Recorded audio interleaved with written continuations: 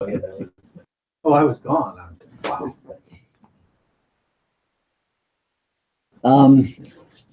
So here we are. What's that mean? Yourself. That's what yoga radiant presence is. And you answer it by looking and seeing. Or it could be simpler.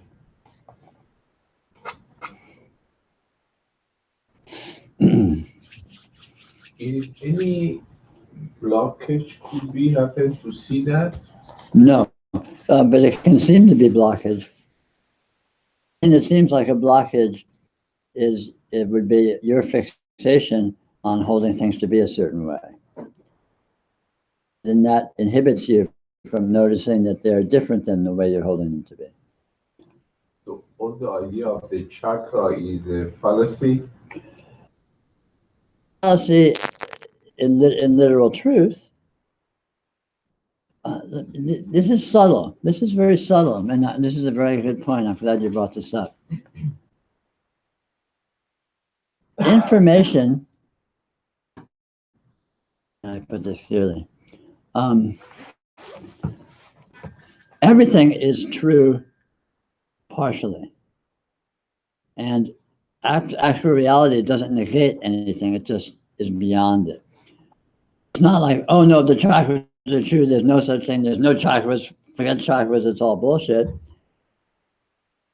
The chakras may be actual, but what they are is not what they're said to be. So in other words, so looking into chakras more than you thought. Looking into anything, what you find is more than you thought. But the thing is, I look into this chair more than I thought I was going to find, but the chair isn't erased, not canceled out, it's just more.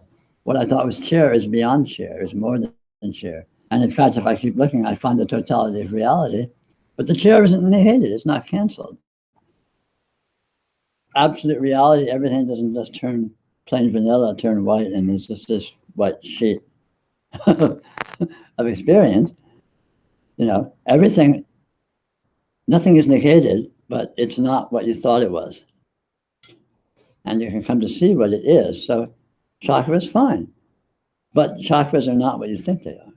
You can read a book about chakras, and off point, you look into what chakras are, and you find something. But what you find is not what the book says. It's more than that.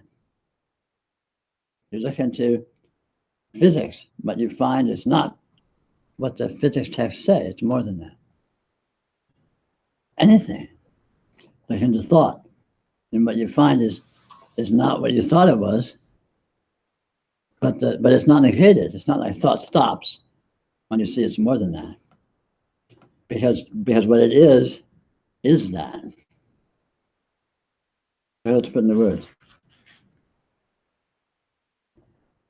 Everything is transcended by its true nature, but nothing is canceled out or negated. When you discover that you are not in your body doesn't disappear. Any more than it ever was. Any perception that I have is limited, because no, the perception is unlimited. It's the concept that's limited. Perception is infinite. Perception? Yes, but it's not what you think it is, though. Perceiver is unlimited, but any perception is limited. No, unlimited. Perception and perceiver are one.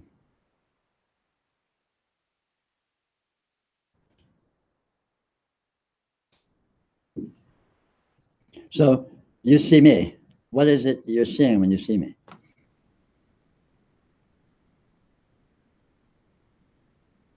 If you have an answer to that question, it's wrong. But you still see me. The seeing is true. The perceiving is the interpretation that's wrong. And if you look at what's actually there, you see what it is, which you discover you cannot pin down. You can't get a handle on exactly what it is. It's a mystery. But it's an actual mystery. So you see me, you're seeing the mystery of what this really is. And you can't say what it is, but you still see. And when I say see, perceiving appears to the perceiver, but perceiver and perceiving are two different things. It's one. So perceiving and perceiver is just words for this mystery, this presence, this radiant presence. Can see the give example, one thought start and finish, and other thought start. Nothing, any phenomena cannot be limited. I don't understand. So explain that a little more, what you're saying. So what perception and perceiver, they are one and unlimited. Yes. But I can see from my experience, one thought start and finish. No. Pretends to be. Thought pretends to be discrete, but it's not really. Thought doesn't have beginning or end. Thought is like the waves on the ocean. It's always moving. It's not like the waves start and stop. They're just. And then the thought pretends to be, oh, I'm thinking this, I'm thinking that. And so there's different concepts and words that pretend to be separate and discrete. Just like the waves aren't separate. They say, oh, there's a wave, and look, there's another wave, and there's another wave. But all I'm calling it waves, but all I'm pointing at is the ocean. From the ocean. It's a continuum that includes what it actually is. But I, as a body mind, as a perceiver, the reality, I am limited. Like my No. experience is not I can No. experience anything. No, you're not a body mind. You experience. Yes, but the perception. No. Because the tools, No. I have. No, the tools themselves are not what you think they are. How do you see when you're dreaming? The way you see when you're dreaming is exactly the way you see right now.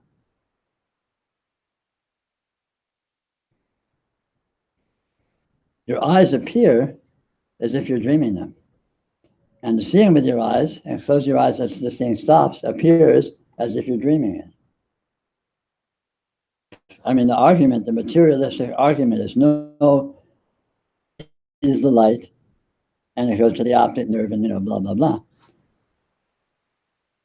That's a fallacy. It's not like that. It's an instantaneous apparition that appears as if there's all this structure, but the structure is not actually part of a causal chain. It's nothing is this. Your eyes don't see. The consciousness sees. And that eyes seem to exist appears to consciousness. So consciousness sees eyes, see exterior world, but consciousness sees exterior world through the eyes.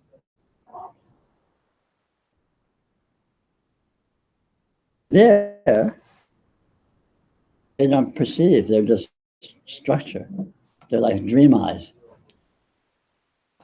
You can dream you have eyes, and you can dream you're seeing with your eyes, and you can dream you close your eyes, you stop seeing. The eyes, you don't stop seeing because the eyes close, you stop seeing because you dream it.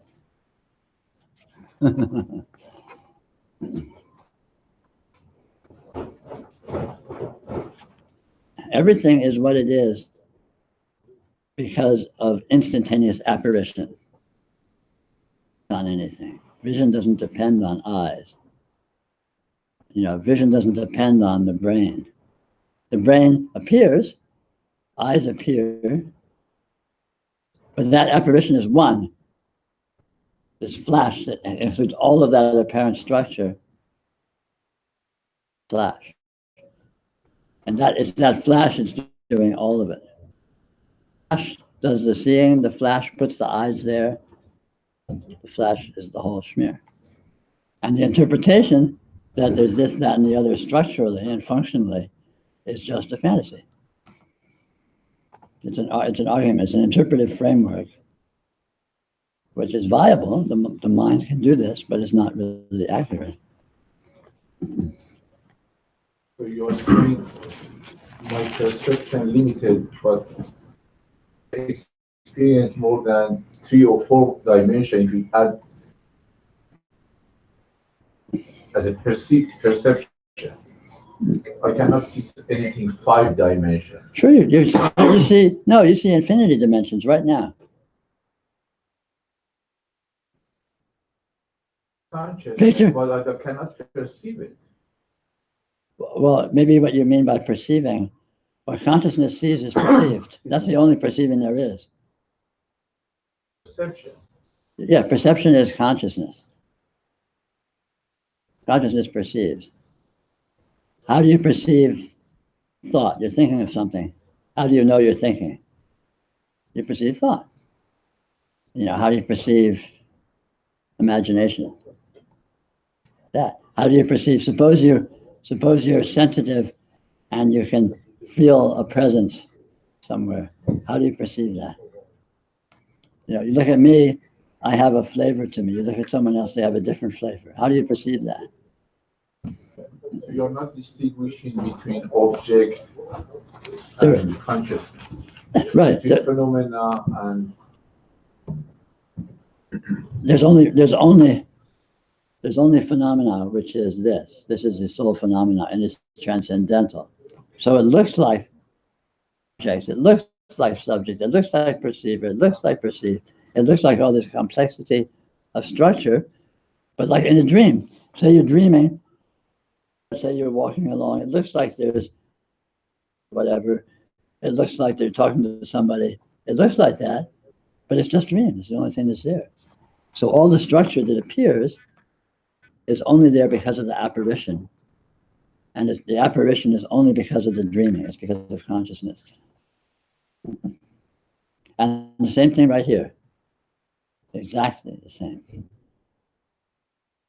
It's unlimited. The dreaming is unlimited. The dream can dream anything. And you happen to experience exactly what you're experiencing now, just like exactly what you're dreaming at any particular instant of the dream. Why? Who knows? That's what consciousness does. And there's only that. There's only the consciousness. Is the consciousness. So that's why I call it radiant presence. The consciousness, what we're calling consciousness, is the presence. Because it always looks like something. All this, like that. You know, it looks like, oh, I'm looking through my eyes and I'm perceiving a separate object. It's limited. It can look like that. It is this presence and this apparition that are one. We call it presence and apparition because of language. It has to have a subject and an object, you know, a noun and a verb of verbs. This is everything and this does everything.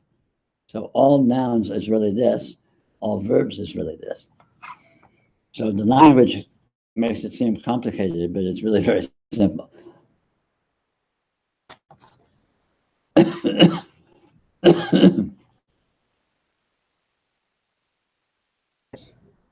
Sure, or not. But the living life happens automatically. It's apparition. So that's fine. You know, or maybe you don't live your life. Maybe, you know, you become a junkie or a street person and go live under a bridge and die. That can happen. Or maybe you know, run for president and get elected because people are stupid. That can happen, evidently.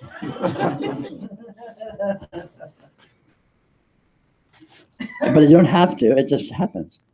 Or maybe it doesn't happen. You know, maybe you drop dead all of a sudden. That can happen. But it does itself, so you're off the hook. Doing it, it's being done. Because doing just appears. Doing isn't really doing. It looks like doing.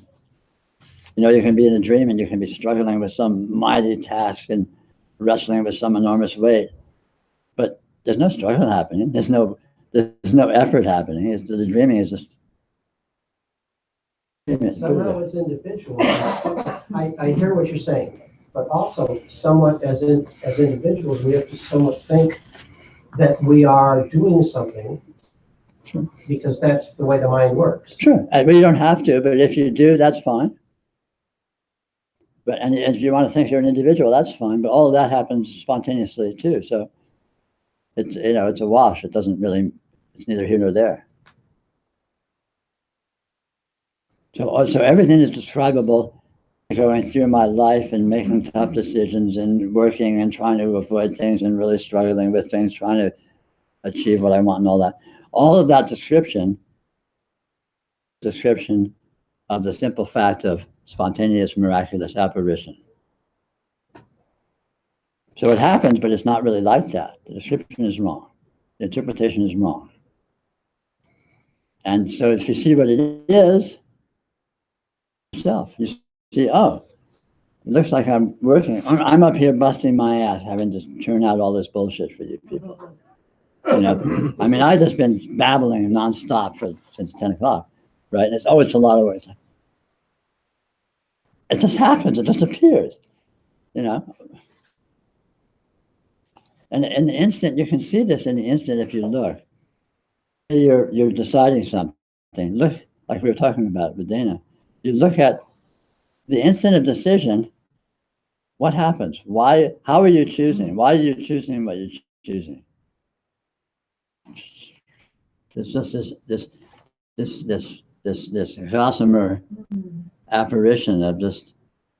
I'm sitting here and I'm worrying about it and I'm deciding this and I think, oh, maybe I'll do this and blah, blah. It looks like that, but if I look at all of it in real time, there.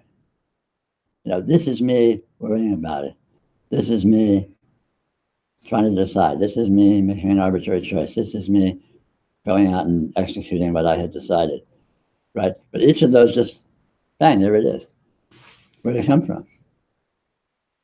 Where did it go? What is it? And yet, it seems that there's a way to work with it that creates less suffering. Yes, it seems that way. And it somehow promotes this. Okay, we're talking about concept of God or concept of us being God and the whole, we are one. There seems to be an eminence of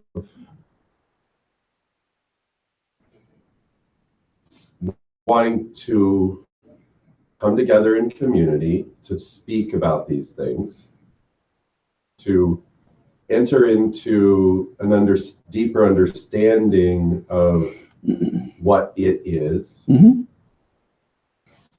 So there's this undercurrent of motivation that I don't understand. Why? You left the seems off the last part. There seems to be an undercurrent of motivation that you seem to not understand why. The operative word in all that is seems. When you're in a dream, it seems like you're doing this, and it seems like you're walking over there, and it seems like this is happening. Seeming is what we got. Doesn't make it so. True. Very true. Absolutely true. Reality is that which generates infinite seemings. And you can't find anything but the seemings. Other than reality itself. The seemings do not depart from reality any more than events in a dream depart from the dreaming. When a dream happens, nothing is created. Dream. It's just dreaming. It looks as if there's creation. It looks as if there's event. It looks as if there's things happening. It looks as if this leads to that, maybe. But all of that is just seeming, because in actuality, seeming. There's nothing there. That is the absolute truth. That is always true. That's true right now. Seems like this, seems like that, seems like this, seems like in a dream last night I was this, that, and the other. Yeah, seems. And seems is a word for what I call radiance. Is there no value in gathering here today? Is there no value in... There's absolute value being. There's no value in what it as much value as there is gathering here, there's exactly as much value as if you didn't. Being is what is valuable, and being is always absolutely complete. At home watching TV, there's exactly as much transcendental apparition, having profound discussion. Nothing is gained by this, and nothing is lost by not this. And seeing that, as close as you can come to Cain. But one makes it more difficult to see. If you're lost in Well, TV land, that's an argument, but versus here in a group of people where there's a collective consciousness of understanding, where we're supporting each other. well, you can't know that. You can't know any of that. There's other people. You can't know that there's collective consciousness. Those are theories. There is your experience, which seems to be of people, and you can hypothesize that they also have consciousness. There's interaction and maybe a blending of some cosmic consciousness of commonality. But when you're in a dream, talking to someone, you hypothesize that they're really there. You hypothesize that they're conscious. You hypothesize that there's something happening there. And then you wake up and poof, they're gone. Where'd they go? You don't know if they were there or not. I mean, we have a theory that when dreams happen, nothing was there, but you don't know that. When you wake up from a dream, all the events of the dream disappear. They were never. When you go to sleep tonight, all of this will disappear like it was never there. Which one's the dream? Which one is waking up? One's just longer. You can say that seems longer, but it's not actually longer, because it's how long is now? Infinitely small. Really weird, that's for sure. This is a very, you want a shortcut for yoga? This is a command for you. How long is now? How long does the present moment last? Try and answer that. Try and solve that. It's very, very simple, and it's absolutely impossible, and it's an instantaneous direct revelation of transcendentality. How does the present moment last? Always. Yeah, I mean, you can say always, but then even that, it's like, it's fucking weird. You look at the present moment, all you find is weird. Good. And all you find is weird. Where is nothing but weird, that's what realization looks like. That's the goal of the spiritual path.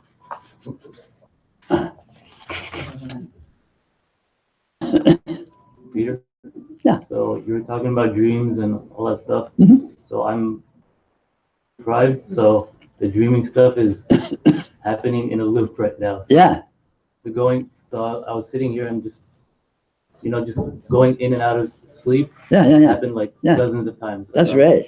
So it's like portal. It's like this is here, and then like it goes off, and then it's happening in front of you, know, sort of. Yeah. And then like the portal opens here, and then like this dude sitting in a diaper staring at you, Yeah. you know, back into the so-called dream portal, but it's still like this constant is behind it. That's Exactly. happening in front of it. Yes. You know, so Constant is what this is about. Yeah. All apparition comes and goes. It doesn't matter what happens. It can look like this and look like that. It's here always. That's you. That's what you are. That's what reality is. And the dreams and the awakening and all that come and go. Every one of you are dreaming right now. Deep sleep right now. You know, the consciousness is powerful at being able to focus and deny that. But right at this moment, there's a constant stream of imagery and fantasy happening behind your mind. You know, right at this moment, there's a deep, dark, you know, vast infinity present in your experience. We're expert at ignoring that fact and sort of tuning away and, oh, no, I'm awake. What I'm seeing is this. I'm seeing this room, you know? What do you mean dreaming? What do you mean sleep? All the different states of may be present simultaneously. It's more a matter of just to notice it. If any of you ever experienced a psychotherapeutic technique of what's it called, directed, what's it called when the therapist directs you to visualizing, directed visualization? But if any of you, I'm not talking about working, but if any of you experienced that, have any of you actually done that? Where it's, the therapist says, okay, relax. It's basically kind of Where they hypnosis. lead you on a visualization. Yeah. The therapist says, relax. Now picture yourself in a nice place or whatever. And all of a sudden it happens. Sleep necessarily. You don't really lose. You're sitting in a chair in the therapist's office, or whatever. But all of a sudden you're also walking on this beach or whatever. Simply adjusting the vernier of the focus to be, bang, you're in that kind of a world. And then you can go all the way and you fall. And this world shuts off more thoroughly and so on. But all of these different layers coexist simultaneously. I agree with you. This, in that we are mostly asleep most of the time. There's a level of unknowing what reality is, and especially in this mental plane, in this whatever we're at right here, right now, it's than other experiences of oneness. So I guess my question is there value in a word that keeps coming up for me is integration. How do we integrate fully expanded states of oneness, right, so that we can or be more complete in this state of, right, or right. You do that by coming to see is already fully achieved, and it's fully achieved in whatever apparent state seems to be occurring. And this is not some partial state that you can achieve or not achieve, have or not have. It's the underlying condition that you always have, that is always the case. And in that oneness, service is. This is service. Going out and getting cut off in traffic is service. well, that's obvious Cool. in that state of oneness. Yeah. Now, is there value in recreating that state of No. oneness? No. It's true whether you're aware of it or not. And when you see that, then you stop worrying about trying to cling to this awareness. Realization is the discovery that you don't need to be realized. True clarity is the realization that you don't need to be clear. Anything by being murky, and you don't gain anything by being clear. In fact, clear is pure spin doctoring, and so is murkiness. There's nothing but clerkiness. Perfect clarity is absolutely murky, or perfect murkiness is absolutely clear. I see these as ego tendencies to of oneness, or once you think you fall out of oneness, to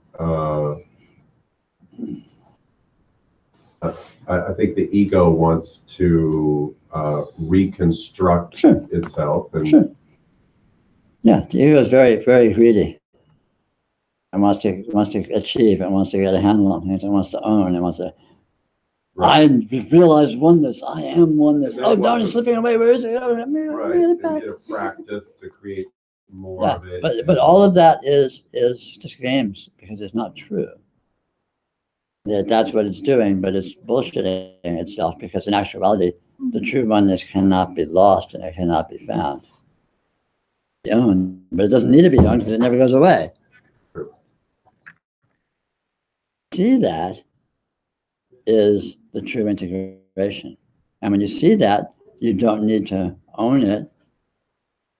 You own it, of course, because you see, obviously, it's like, oh, really is fucking God, and so cool. shall I do today? I don't know. What do you feel like?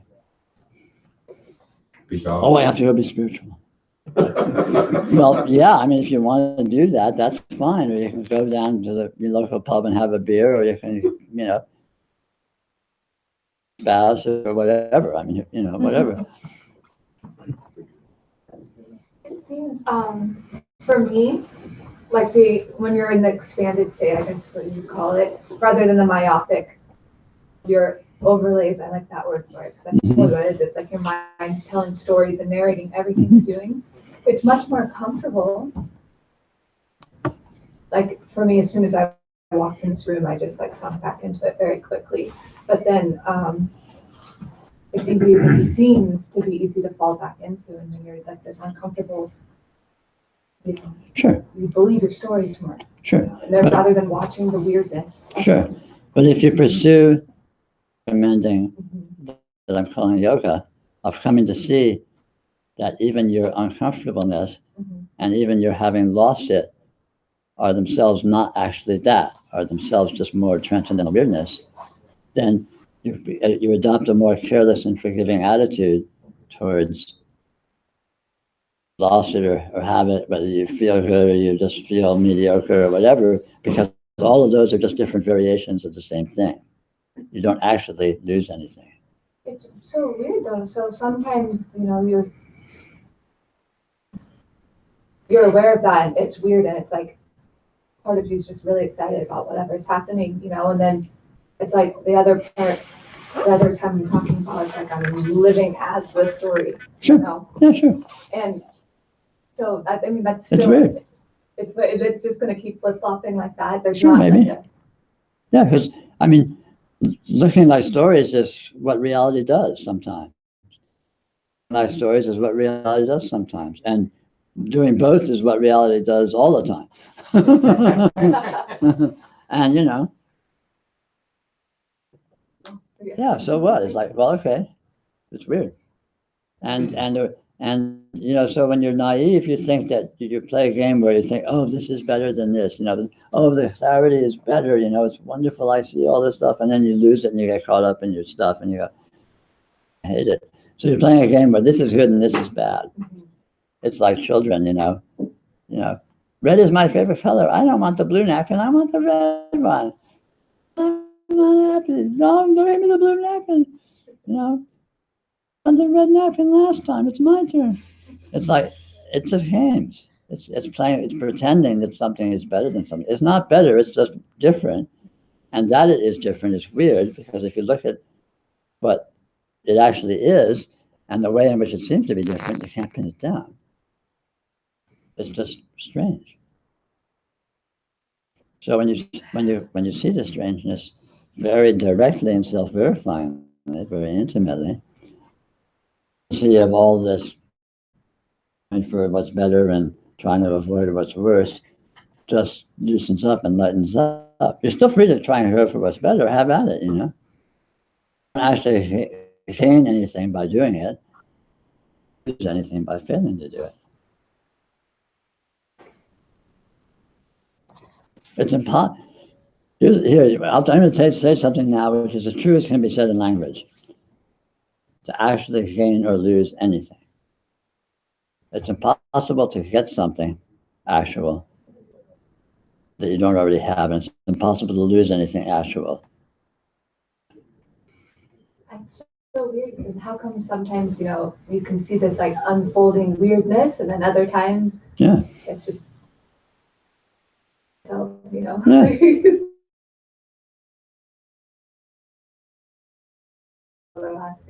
Yeah. It's a matter of, as yoga is about developing your sensitivity enough to notice how weird everything is. Just knee-jerk reaction of, oh, this is horrible. You look at that horribleness and it's like, is it really horrible? I don't know what it is. It's just weird. It's like bizarre, whatever textures and flavors and moods, and what is any of that stuff? And it's just this weird cloud, and the closer you look at it, the less you can tell what it is. And actually the good stuff is the same way. That interpretive framework. Yeah, the interpretive frameworks simplify it. It's like, oh, this is so obvious. There's so much better than this, which is just so horrible. That's being spin doctored into existence by the mind, by imagination, by interpretation.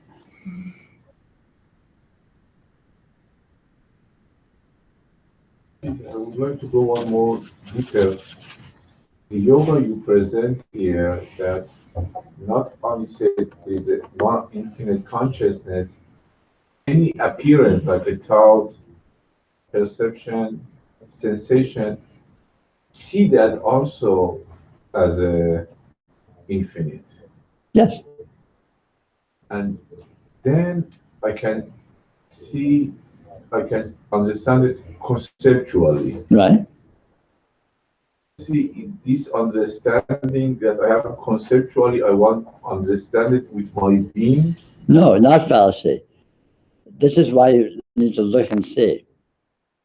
To be limited, look very closely at what is actually there, and you will discover it is unlimited. In the way you expect, erroneous idea of what limited and unlimited means or looks like. So I was talking at the beginning of today about this chair sitting here. Chair, it's a stupid chair, it's there, of course it's limited. But if I look at but there's no chair here, there's experience of a chair. And if I look at the experience, how much information is there? How much detail is there? How stable is any of it? And it's literally an infinity. It's unlimited. It's still just a chair, but chair is a euphemism for actual experience is unlimited. It's in quantity, in dimension, in every way. How many different shades? So it's just a blue chair. It's just blue, right? How many different shades of blue experientially are actually present? Could I count them? This point is this shade, and next to it is almost the same, but it's different. Which is almost the same as both of them, but it's different. And so you find an infinity of differences, and the closer you look, the more differences you find. And you look closer, the more differences you find. So this is depend to the how your being developed. I'm not following. Your your ability to see the expanded. Oh, everyone has the ability. The only thing that prevents that ability is thinking it's not there, so you don't look for it. It's a limited share, then you can't make yourself look for it, because you look at it, every time you look at it, you just see the stupid chair. And maybe I don't know what it is. And then all of a sudden, you're letting go of the preconception of what you think it is, and all of a sudden you don't know what it is, and you look, and what do you find? You can't say what you find. There's too much to say what it is. Too much of everything, too much of anything. Like people, let's say people, take someone you know, you say, I know them really well, and you can tell me about them, they're like this, that, and the other. You say, what are they really like?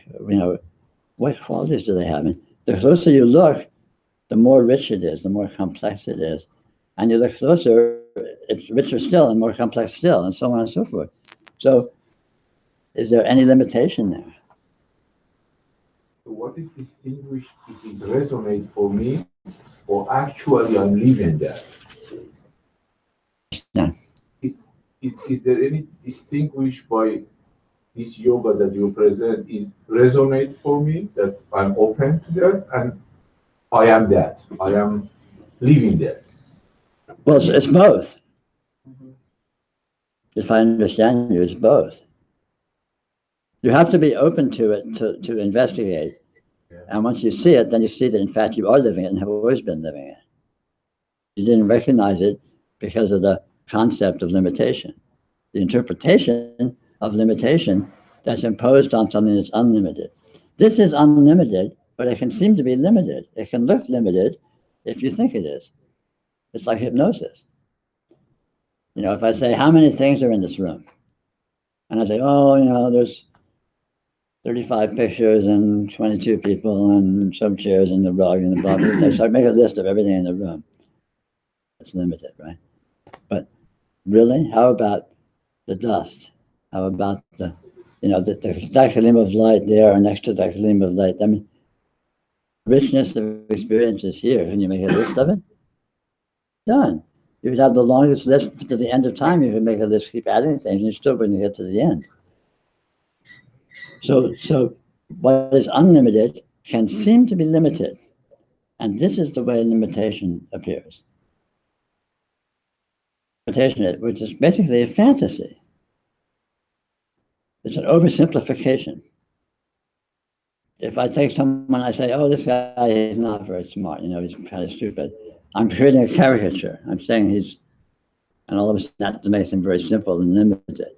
But if I look at what he really is, there's so much variety there and difference. And maybe in some ways I could say it's not very smart, but in other ways it's very smart, and on and on and on and on. Quality is always much, much, much, much more complex than and it's the simplicity of description that seem to appear. The actuality of experience is unlimited. Not theoretically, it really is. And the way to look and see. It proves itself. It reveals itself. It's not like you have to make it unlimited. It really is that. So you just look without prejudice and you see. Do you ever get to a point where the frameworks aren't entrapping? Like they're always there, even when the weirdness is happening, Well, it's more subtle than that. Entrapment isn't entrapping. Right. Because you're not in anything. And you're never not in anything because there's no you to be in it. Frameworks aren't frameworks, they're the fantasy of frameworks. And you aren't you, you're the fantasy of you. I mean, if you're looking for the real you can't find it. Real frameworks, you can't find it. But even though you can't find them, they don't go away. Hey.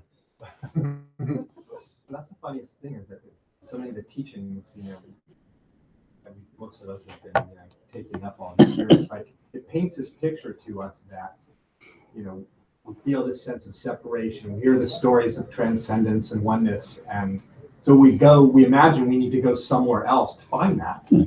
But actually, look at something like the sense of separation we might describe as, and let's say that's the reality of our experience in that moment.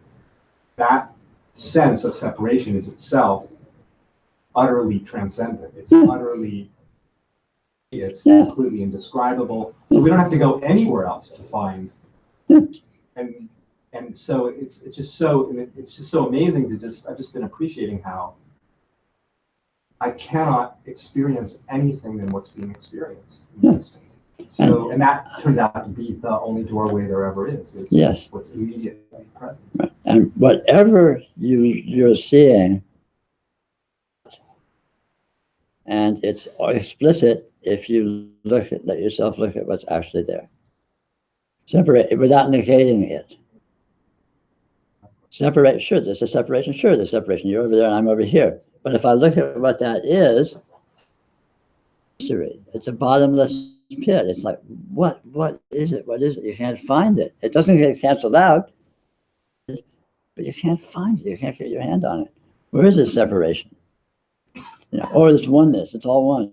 Okay, cool. But where is this oneness? You can't find it. You can't find anything. Weird. Which is a euphemism for transcendent, which is the very nature of God. So it's like liberation is not something that we imagine as bondage. It's just seeing what bondage actually is, which is it's seeing that in what freedom. Exactly. Bondage is freedom. It's kind of a 1984 thing. War is peace, bondage is freedom, confusion is clarity. It's kind of true, which is, I don't know if that's scary or just weird. But scary is weird, so it converge. So in this case, Peter, your yoga you represent is not distinguished between yoga and life. All your Yes. life is yoga. Yes. You're already an expert.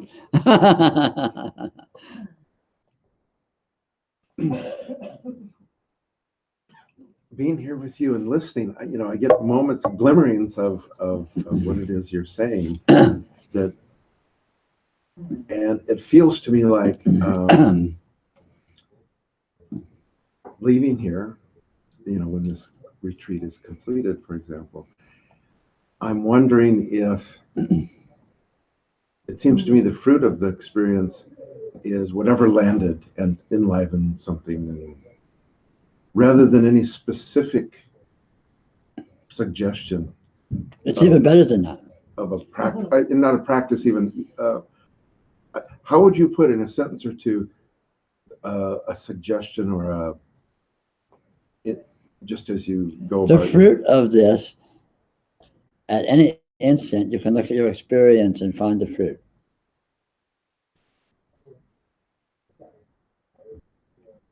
So it's it's available anytime you want and anywhere you want. You can be in horrible circumstances or in a terrible, and if you look at what's present in your experience, you will find unutterable. You will find unresolvability.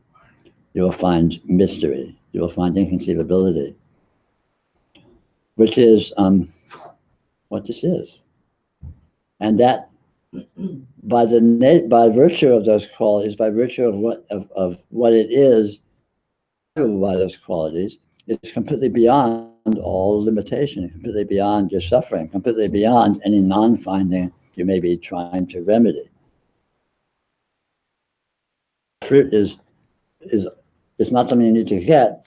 It's something you can see that you have at any point at all that you choose to verify. At any instant, you can look at anything in your experience and beyond. This is beyond. This is nothing. All my craziness of interpreting things as being problematic and limited and suffering and all that is just craziness. So I'm crazy. Big deal. Nothing new there. Everyone's crazy. People are nuts. And then there are no exceptions. But I'm feeling what I was saying. The capacity to have what you're feeling that to some extent, and but I feel like if I leave here with some kind of notion that I'm going to, the idea of lean into this or that even that seems more not subtle enough. Yeah. As to what this is in this sufficient, it has to be sufficient. It is sufficient to carry comes forward. Yeah. Sure. Yeah. There's always infinite subtlety available. Your consciousness are more subtle than you know. So you can be dull and stupid with things, and even as you're being dull and stupid with them, it's subtlety. So you just ignore your dullness and stupidity and look at the subtlety, and bang, the door opens. You're still sitting there dull and stupid and caught up with whatever you're caught up in.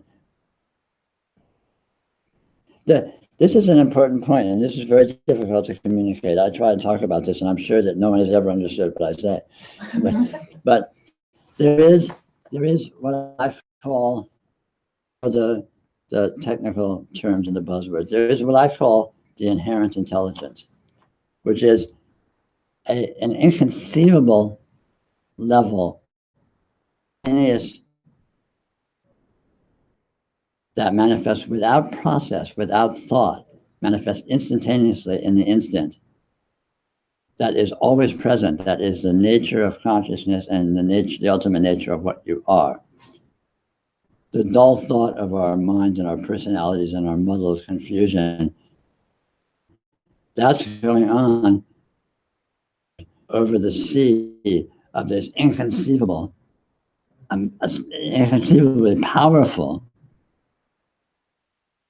and spontaneous inherent intelligence, actually doing everything. When you see me, How do you do it? And the inherent intelligence that you are, bang, just does it. Intelligence is always now. It's like lightning. It's just, and it's always completely in operation. It's where you used to not identifying with it. We used to ignoring it or not even noticing it's there because we're identifying with ourselves and our worries and our stupid thoughts. But there is this layer of inherent intelligence. It doesn't really feel like anything except that functionality comes from. It's what's making your heart beat, cells metabolize. It's what's making you breathe. It's what's keeping all that in balance. It's what enables you to sit up. It's what, if you stand up and walk, how can you walk without falling down? It's inconceivable. You're not thinking, it's not like I'm thinking, oh, muscle and it's like, bang, I just do it, bang.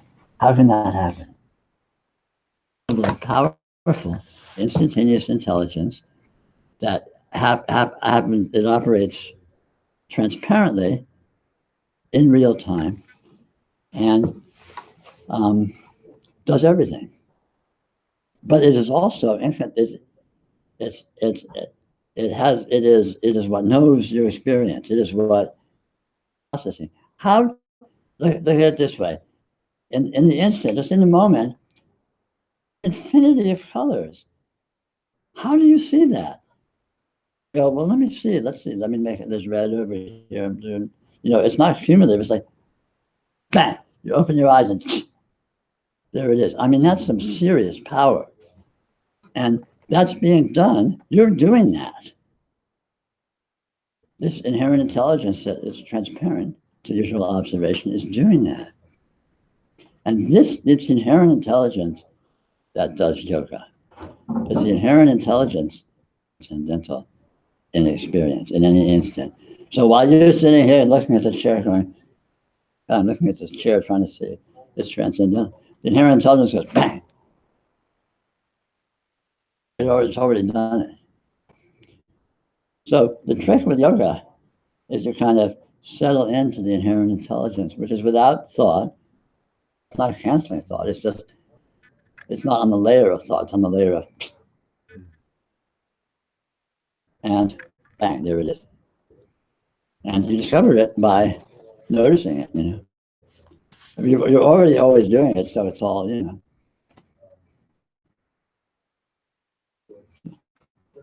I'm sure I failed again, but it's the inherent intelligence that does yoga. It's not what you're thinking or not thinking. It's just now. It's absolutely instantaneous engagement, which is already happening. Yeah, for the past few days I've been just in silence, and I was having these interesting experiences where I was driving, and then there were no thoughts going by. It was in this just really quiet place, and then although I was seeing the freeway, the cars, and the clouds, they didn't really make sense to me. Like it was just like looking at, I don't know how to describe it. And then, but yet something was moving this body, and it knew, like it knows where to go, where to exit, like what to do with the car, and it was like really freaky. So I was having a few experiences like that. Is that what you're saying? Yes. It's the inherent intelligence that drives. If you're driving with your conscious mind, I don't want to be on the road when you're driving. Yeah, everything was involuntary. Like I didn't like it was like there was no choice. There was no decision being made. It was just everything was just moving to me. And if you look at your experience, it's always like that. I just wipe my lips with a napkin. I didn't think, oh, I have to pick up the napkin. Where's the napkin? I look and I just bang. You do it. Don't think about it. There's no process. I'm talking to you now, and the words are they're there. I'm not like, what word should I do next? I just said theirs. Should I say no after it or not? It's not like that. It's just here. What's doing it?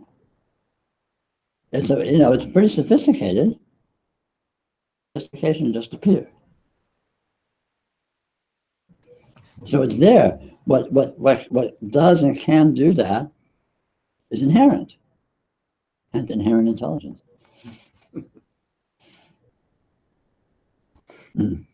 So So would it be accurate to say that it's, I was thinking, it's the inherent intelligence that hears these words, is the inherent intelligence that sees itself? Yes. Yes, all of that. Yes, sir. Completely accurate. Wouldn't it also be that it's the inherent intelligence that hears itself hearing these, it's like beyond that in a sense. It's Beyond like which that? What's that? Beyond which that? The hearing or the seeing itself. It's like it witnesses the hearing, the seeing of itself, sort of. Such thing as witnessing. The event itself is the witnessing. The witnessing and the creation and the apparition and the being are all the same thing. Conceptually thinking about it, we try and structuralize it into this is doing that or this is seeing that, but that's all fantasy. It's an instantaneous point event. Absolutely spontaneous, absolutely comprehensive. It's bang. It's like a flash of light. It's the Big Bang. But every moment every moment is the Big Bang. Is. And that is pure intelligence. And all the apparition of that moment, it appears spontaneously and comprehensively in that flash. One thing, one event, point event.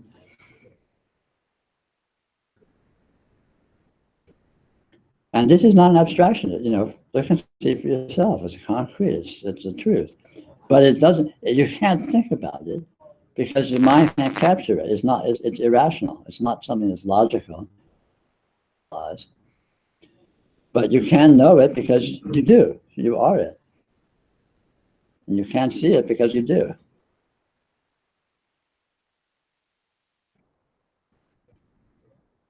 So Peter, this brings me to conclusion. My life is not matter because everything is yoga. Follow my desire, follow what I like to do. Yes, yes. Yes, you're free. And in that freedom is the spontaneous and complete expression of absolute reality. And you're free to notice that that's the case. Enjoy it, think about it and say, oh, this is fun, I'm God. Or you're free to not notice it, and it's still the case. And you're still enjoying it. The enjoyment is something else. Inside that knowledge is a great ease. Yeah, of course, it sure is. Thank God. Literally. Yeah, it's all done. It's all, you're off the hook. There's no you to be off the hook. And there goes the suffering. Yeah, that's it. That just is the goal of yoga. And anytime you forget that, you're free to just look and notice that in fact it is the case. And then, oh, that's right, I'm off the hook. And cool. And then you're free to forget again. And by remembering, you don't lose anything by forgetting, which is the fruit of yoga. It's kind of the easy way out, isn't it? Than slugging it out in a dream Yeah, wake up. yeah, short path, Not dude. so easy sometimes.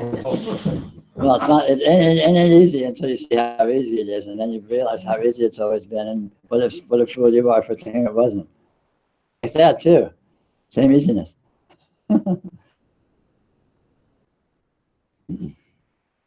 So when you realize you are the free and the desire will happen, you create that also. Yes. How do you know one desire can be free? It doesn't matter. You don't know. You never know. You have a desire and maybe it's fulfilled, maybe it isn't. And you don't even know if it's fulfilled or not sometimes, because usually it's sort of halfway. It's always a mystery. You never know what's really happening. You never know if you succeed or not. It's a desire appears seemingly and it is enacted seemingly and shit happens seemingly and so maybe it's this and that and then it moves on to some other desire happens. Just the apparent flowing of this that is here. What I meant by not being easy is that there's a notion that everything becomes vanilla. Right. And it certainly is not that. No. Yeah. No, it's chocolate too. No, it's not vanilla. Yeah. But it's easy in the sense that vanilla by itself already. Or it can be easier than what's already the case. Right. Let's knock off for lunch. It is about